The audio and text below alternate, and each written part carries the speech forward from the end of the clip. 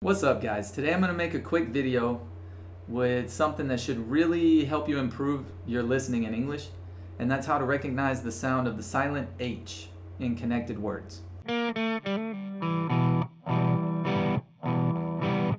your English is really improving, you know that? My English is just fine. This is basic English.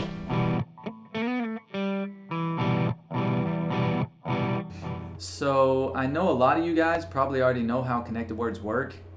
If you're not familiar with that, later I'll probably make another video explaining it more in depth. But in order to follow the lesson today, you really need to know the difference between a content word and a function word. So we'll go over that real quick. A content word is going to be any word in a sentence that carries the most important information.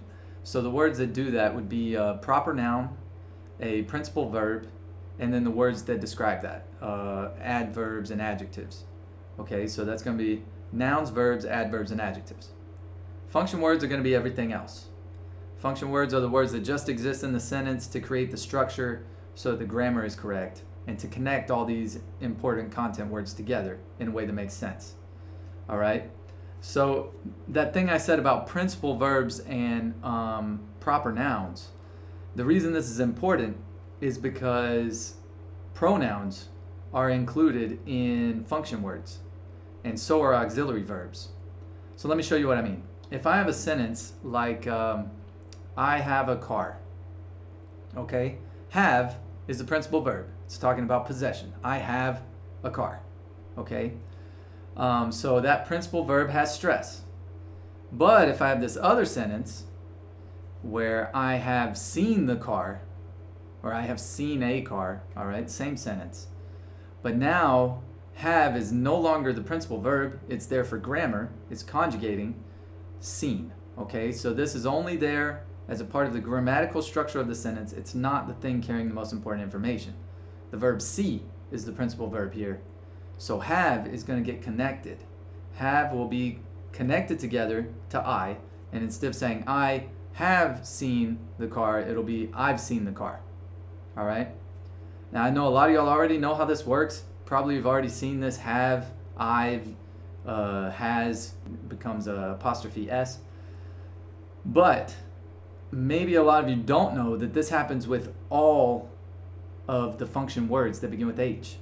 So the same way that H disappears when I contract and I create I've from I have, right? The H is gone, it's silent. Well, this happens across the board. It happens with all words that are function words in English, all right? And it's very, very common with pronouns, he, her, him, and his, all right? With these pronouns, you're gonna have them connected always to the word before in the same way that you have connecting to the word before it when it's not the principal verb.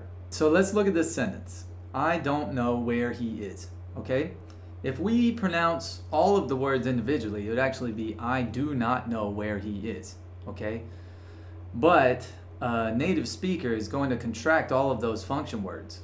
So it won't sound like I do not know where he is. It'll sound like I don't know where he is. I don't know where he is. I don't know where he is. Can you hear the difference there?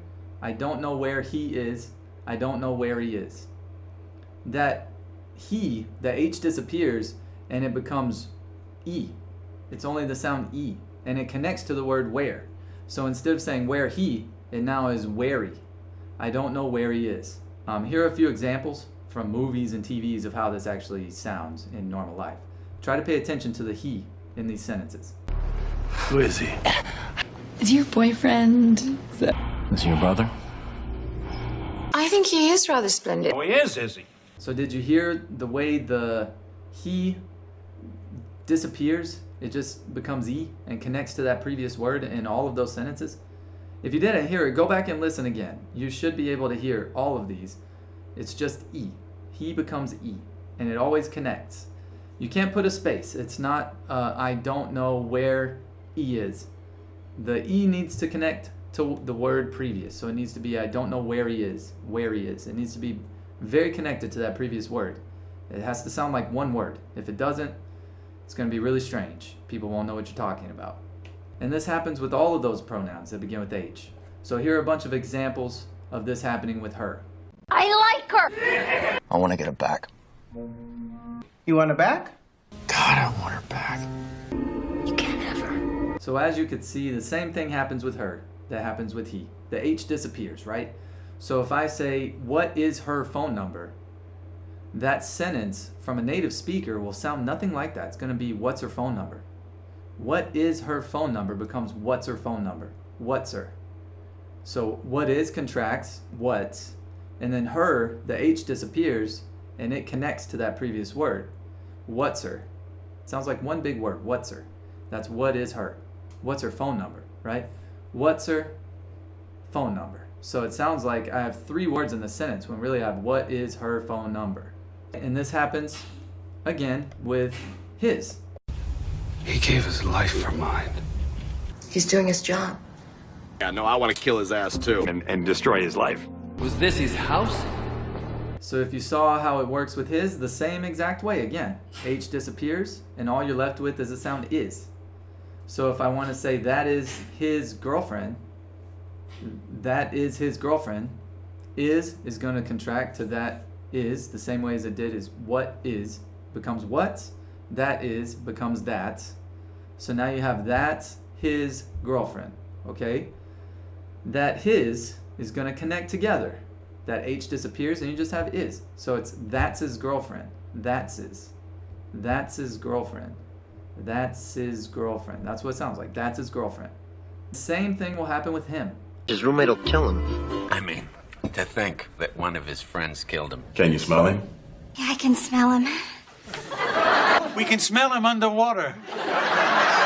So if I have a sentence like, I do not like him very much, do not contracts to don't. So I don't like him very much. Now it becomes, I don't like him very much. I don't like him. So him, the H disappears, connects to like him. I don't like him very much. I don't like him very much.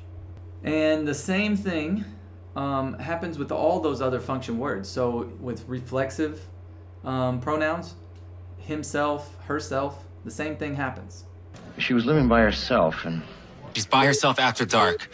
We have a man who starves himself to death. Bram would blame himself. All right, so we've seen how this is very, very common. Comes up all the time. But I want to be really clear about one thing. What we're talking about here is when the H is silent on a connection, okay? It's only silent during a connection. And H is not always connected. If it's the leading word in a sentence, for example, it won't be connected. That's because when you have punctuation or anything that has a pause in a sentence, there will be no connection. Because for a connection to happen, it needs to be very, very connected. It needs to sound like one word. If you have a pause to breathe, if you have a pause because of a comma, because of a semicolon, because of a period, a question mark, whatever, you're starting a new sentence, that's going to have the sound of an H. Let me show you what I mean. Let's take this sentence. He looks like he doesn't belong here. He doesn't even have on shoes. Did you see what happened there? He looks like he doesn't belong here. He doesn't even have on shoes. So the first he in both of those sentences, there's a h, there's the sound of that H. But he looks like he, that like and he is connected. So that H disappears. He looks like he. He looks like he doesn't belong here. All right? So when the word is separated from punctuation, the H will have a sound. It's not going to be silent. So there's another situation where this comes up. And it's really nice because if you understand the way the silent H works, then you can recognize little subtleties in the language. Because in English, when someone stresses a function word, which is normally unstressed, like a word that begins with the H, if you stress it by pronouncing that H, you're putting emphasis on that word. So there's emphasis there that normally wouldn't be. It changes the meaning of the sentence a little because this word that normally is not important now is giving equal importance to the other nouns and verbs in the sentence. Let me show you what I mean. It's not her I want. Job. His job? It's not his job. It's my job. I never thought you were him. I thought he was you. So did you guys notice there what happened on those little clips? The he, his, these things are pronounced. Him, you know. It's putting emphasis on that. It's making it an important part of the sentence. They're trying to differentiate him from some other person. So that's basically how the silent H works. If it's a function word, you connect it. When you connect it, you drop that H. Now, if you want to emphasize that word for some reason, you pronounce the H. If it's separated by a comma or if you have a natural pause, you pronounce the H. But everywhere else, it'll be connected. Maybe this isn't so important for you necessarily for your speaking because you'll be understood perfectly if you pronounce H all the time. But it does give you a little bit more control of the subtlety, like I was saying, putting emphasis in different places if you can do this. But the most important thing is for your listening. You need to be able to recognize this to know if they're saying her or he or him whenever you hear someone saying im and it's connected to a word. So that's it for today. If you like this, let me know and I'll make some more with some more information like this, all right? See you.